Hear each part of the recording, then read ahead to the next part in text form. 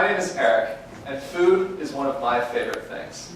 If you're like me, you can spend all day talking about food, thinking about food, not even to mention eating food. This is actually a dinner that my wife made for me a couple of weeks ago.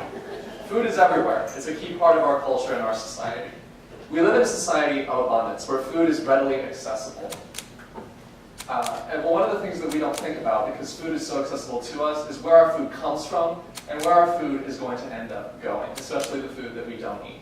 And where it ends up is here, in the garbage. Food waste is a big problem in this country. According to the National Resource Defense Council, we waste 40% of the food in the United States, whether it's crops that we don't pick or it's food that we scrape off of our dinner plates and into the garbage. Put another way, that's $165 billion worth of food that is wasted each year. EPA estimates that that's 33 million tons of food that we're pitching into our landfills, our city landfills, every single year. All that food in landfills is a problem. Food in landfills produces methane gas. 16% of emissions in the United States of methane gas are from food waste. And methane gas is a greenhouse gas that is many times more efficient than carbon dioxide at trapping and retaining heat. Now, food waste happens all throughout our system, but 25% of the food that's wasted in our country happens at the consumer level. That's food that you and I purchase that we then end up throwing away. Now, we can stop for a second to consider this. We live in a society where food is abundant, but we also waste 40% of our food. But at the same time, millions of Americans, our friends, our neighbors, and our family members, do not have access to enough food. The U.S. Census Bureau estimates that 1 in 6 American households cannot afford to put 3 meals on the table each day. This means the children in our communities, and Phoenix is no exception, will go to bed without having had dinner the night before. We call this food insecurity, which is roughly defined as the state where you might have to choose between paying a bill and having 3 meals in a day. And food insecurity affects 17 million Americans.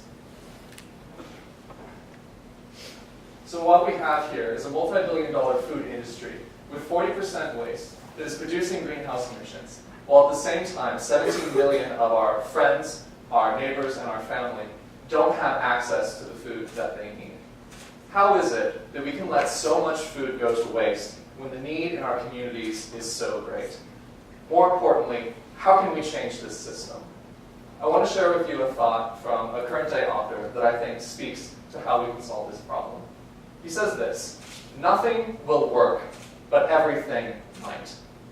What he means here is that there is no one solution to a complex problem, but in fact there can be many solutions. And each of those solutions can address a complex problem in a different way. Then together the aggregate of those solutions can solve that problem.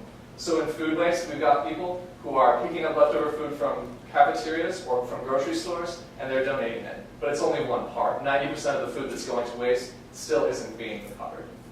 So in 2011, a team of ASU students and I came together to address one of those areas where food is going to waste.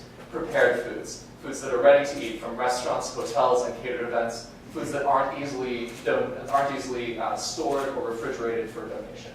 To address this, we created the FlashFood mobile application and website, which is designed to rapidly connect the dots between food that is prepared and ready to donate and individuals in our community who need that food, by providing mechanisms for that food to be rapidly moved from point A to point B. We're not the end-all be-all solution in food waste or food recovery, but we have recovered over 200 meals since the beginning of our pilot program in the beginning of March. This is our contribution to help try and solve this complex problem. So now let me ask you, what solution will you create? One person alone isn't going to solve food waste, isn't going to end hunger, but all of us working together just might.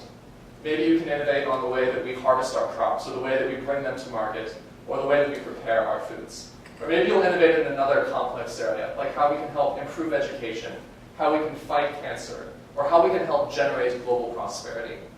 Your solution may be a small one, but all of our solutions together can make a difference. If you'd like to learn more about what my team and I are doing to fight hunger and reduce food waste, please contact us through our website, flashfoodrecovery.com. Thank you.